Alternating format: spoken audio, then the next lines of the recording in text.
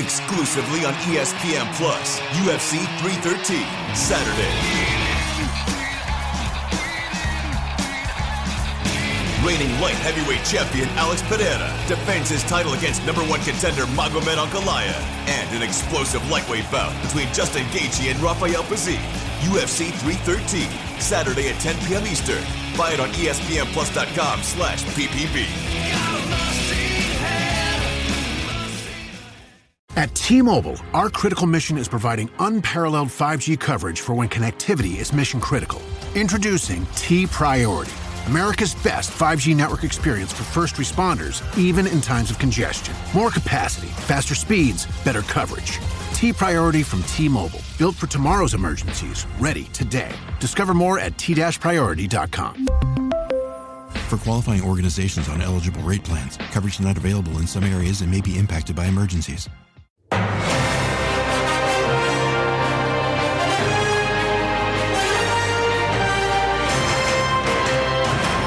Spanning the globe to bring you the latest in classic rock news and comment. It's the Classic Guitar Rock Daily Update with your host, Jeremy Lunnan. Ice cold. This episode, of course, sponsored by Gas Station Fountain Drinks. Styrofoam cups. Let me just put in a plug for styrofoam cups. They're way better. Okay, so any of you gas station owners, convenience store owners, if you have a choice on your cups, this is not styrofoam. The ice is melted in like 30 minutes, right? Styrofoam, it'll last forever. Thank you for joining. It's the daily update for today, July 9th, 2024. And we've got some things to talk about. You know, let me just start right at the top by inviting you to send me an email, classicguitarrock@mail.com, classicguitarrock@mail.com. My volume of emails has really gone down, which understandably so. I haven't done anything for a month, right? I get that, but shoot me an email. You know what I'd really like to hear is what tours you're interested in this summer, if any. I mentioned I'm seeing Def Leppard in September. Also going to see Judas Priest in October. So I got a few shows scheduled. Looking forward to that. In fact, if you never checked out the Classic Metal Vault on Classic Guitar Rock Radio, Rich Hanna, who hosts that show, he's a metalhead.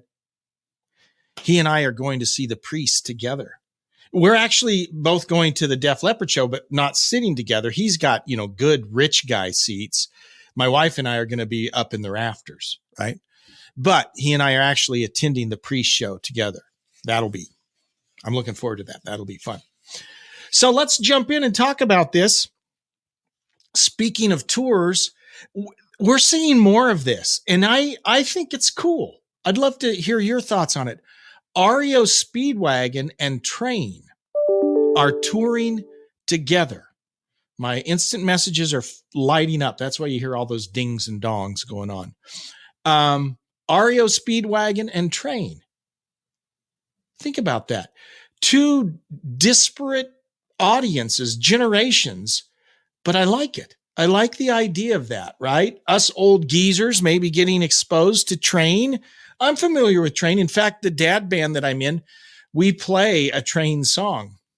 I can't tell you what it is right now because I don't remember the name of it, but we do play a Train song. So I'm kind of, superficially familiar with Train, but I'm an REO Speedwagon fan.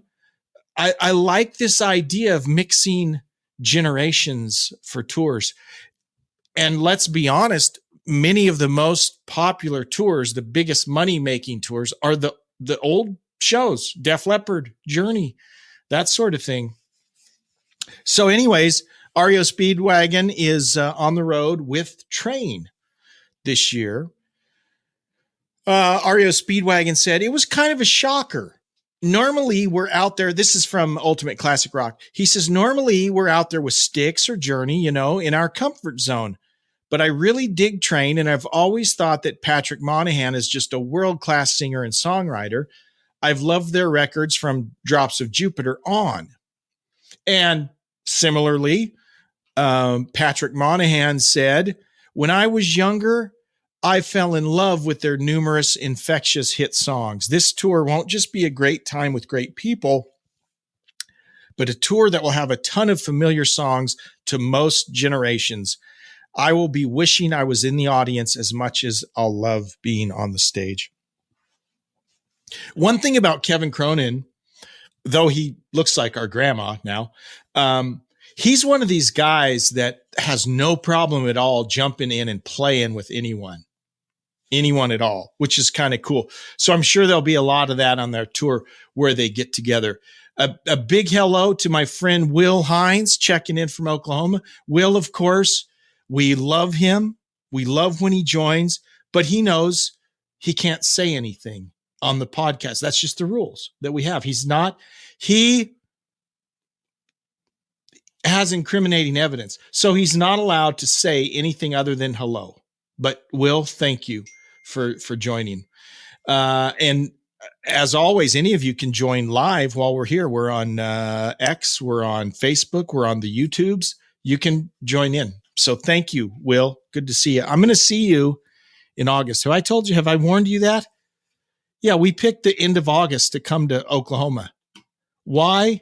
I don't know, but I'll be looking you up when we come. I'll be expecting you to buy me lunch while I'm there. So just a heads up for Will. Okay. Deep Purple. Let's talk about Deep Purple, specifically perhaps the most famous riff in all of classic rockdom. We all learned it. The first riff you learn when you buy a guitar or even a bass is you learn to play Smoke on the Water, right? We all played it wrong, by the way, but we learned that riff. Well, check this out. At the Montreux Jazz Festival, this happened just last night, I think. Maybe it's the night before. But in the last couple days, Deep Purple was playing at the Montreux Jazz Festival. It's their 10th time playing there, but the first time on this brand new stage that is literally right on the Lake Geneva shoreline that they talk about in the song. And so they played Smoke on the Water. And as you can imagine, the crowd went wild. Ian Gillan, he made the crowd sing the chorus, basically. But just a phenomenal kind of a historical event. They played their hit. They played Highway Star. They did all the hits. But when it came time for them to play Smoke on the Water, there's like the curtain at the stage was lifted, fittingly revealing a glistening Lake Geneva cloaked in smoke. Wow. Sounds pretty awesome. Roger Glover. This is from Blabbermouth here. He's talking about the song. He says, or talking about the fire, the actual fire. If you are, we've all heard Smoke on the Water, but go listen to the song. It's a story song, right? It tells a whole story. But Roger Glover says it burned all afternoon, all evening, all through the night. We went and looked at it the next morning, and there it was, gone. It was a frightening thing. The following morning, I was in my room alone, and I woke up with those words on my lips, and I said them out to an empty room. And then I kind of really woke up, and I said, what did I just say? Smoke on the Water. No idea what it meant. I mentioned it to Ian Gillan, and he said, yeah, sounds like a drug song. We better not do that. But of course, they did do it. And it's not about drugs. It's about Smoke on the Water. On the recording of Smoke on the Water, he says, quote, our roadies were keeping the doors shut because the police were trying to get in to stop us because we were keeping the entire town of Montreux awake. They'd rented out a hotel, right? And were recording. I don't remember all the details. They had to relocate somewhere. Well, the song tells the whole story. So anyways, go back and listen. But truly a piece of history. Even Luciano Pavarotti is a fan of Smoke on the Water. Roger said, we worked with Luciano Pavarotti a couple times. And once he said, I've heard you sing Smoke on the Water 6 times. And I'm very jealous because every time It's different. If I changed one detail of the original interpretations of any of my famous areas, they'd crucify me. And he's right. If you hear Deep Purple play Smoke on the Water, to be honest, it's kind of annoying. You know, Blackmore would fiddle around for 5 minutes and do a bunch of stuff that kind of sounded like Smoke on the Water before he finally gets into the riff, right? So they would kind of change it up every time. But Smoke on the Water, classic riff. The riff that sailed a million guitars. That didn't make sense. I was trying to say sailed a million ships, but I said sailed a million guitars, which made it sound like I was talking about selling a million. Never mind. If you have to explain it, it was not worth saying. Mr. Big. Do we like Mr. Big? Mr. Big is one of those bands that has great musicians, but they never really, at least to me, were never really, they were underachievers. Underperformers. I love Paul Gilbert, love Billy Sheehan. But they were okay. Did you know they have 10 albums? Yeah, they've just released their final studio album, 10. And this is a farewell tour. Of course, their drummer, Pat Torpey, died of cancer about 2 years ago. And he's, obviously been replaced for the tour by Nick DeVergilo, who was in Spock's Beard. Great drummer. But they're wrapping it up. And, Paul Gilbert is okay with it, right? I mean, I think they're probably all okay. It's time to wrap it up. So after 10 albums, this will be the last Mr. Big tour. You see footage of their shows and it looks fun. They look great. They just, album sales commercially, they underperformed. Nothing against the band. They're all great musicians, but they never reached their full potential, in my opinion. One of the most iconic guitars in rock. If you think about iconic guitars, what guitars would be on the list of iconic guitars? Eddie Van Halen's guitar. What else? How about B.B. King's Lucille? That's an iconic guitar. You know, there's several iconic guitars that when you see a guitar, you automatically know who that belongs to. The SRV is Stevie Ray's guitar, probably. Here's one. I don't know if I call it iconic just because I don't know that it would have the recognition of some of these other guitars, but Rory Gallagher's 1961 Stratocaster is being auctioned alongside the rest of his collection of instruments. He originally purchased the Strat for £100 from Crowley's Music Store in Cork Island in 1963. Wow. It was briefly stolen in the late 60s, but was recovered after being found in a ditch after they had, reported on the news about his guitar being stolen. They found it in a ditch. Well, he got it back. Quote, this is from his brother, Donald, who was his younger brother and his manager. Donald says, after nearly 30 years since my brother Rory's passing, I now believe it's time for other people to cherish Rory's orphaned 1961 Fender Stratocaster and the rest of his incredible instrument collection. Since 1995, I've always felt that there was a mission to be fulfilled to cement Rory's legacy and further widen the knowledge of his music. So following much deliberation and reviewing of all options in what is one of the most difficult and sensitive decisions to make, I've decided to facilitate the release of his instruments for sale so that these emblems of his legacy can be enjoyed by others. And that all sounds great. I mean, that's wonderful. But the reality is this guitar is going to be worth a lot of money to someone. And, the family's probably like, we could use this money. So that's probably what this is all about.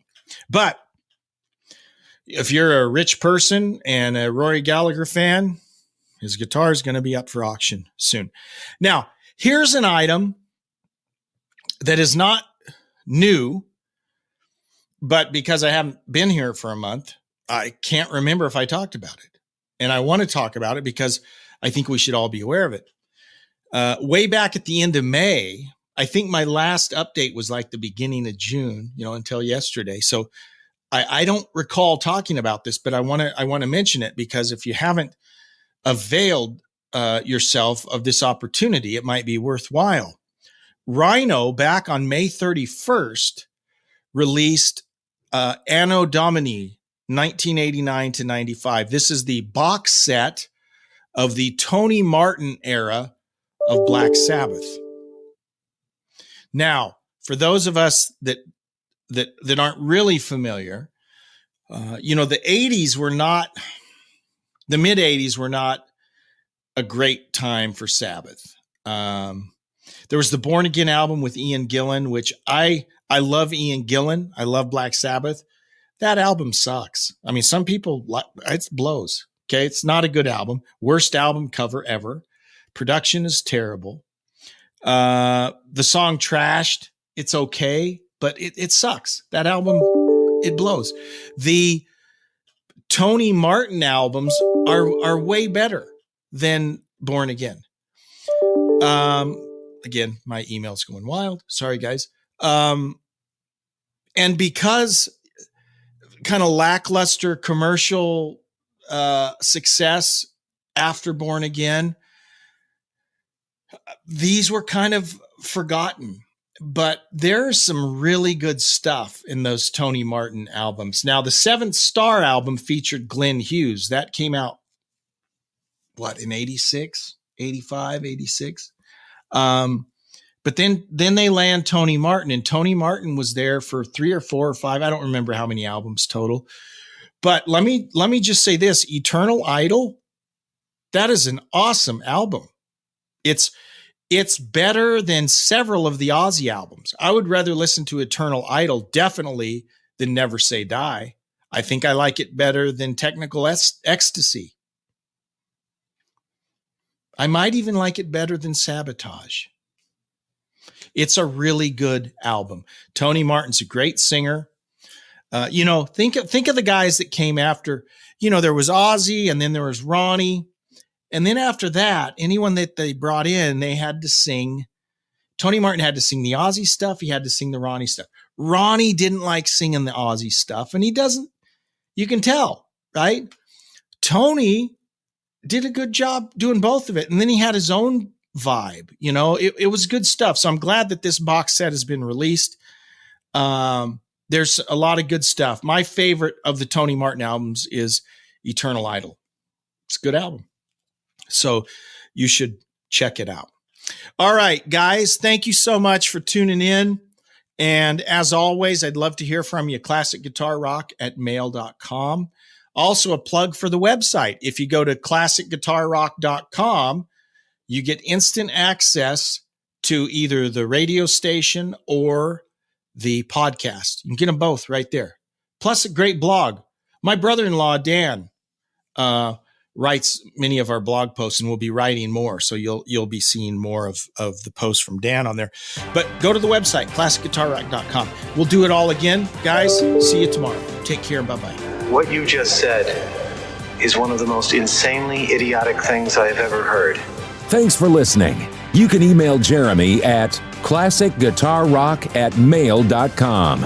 Everyone in this room is now dumber for having listened to it. Tune in each weekday for the Classic Guitar Rock Daily Update.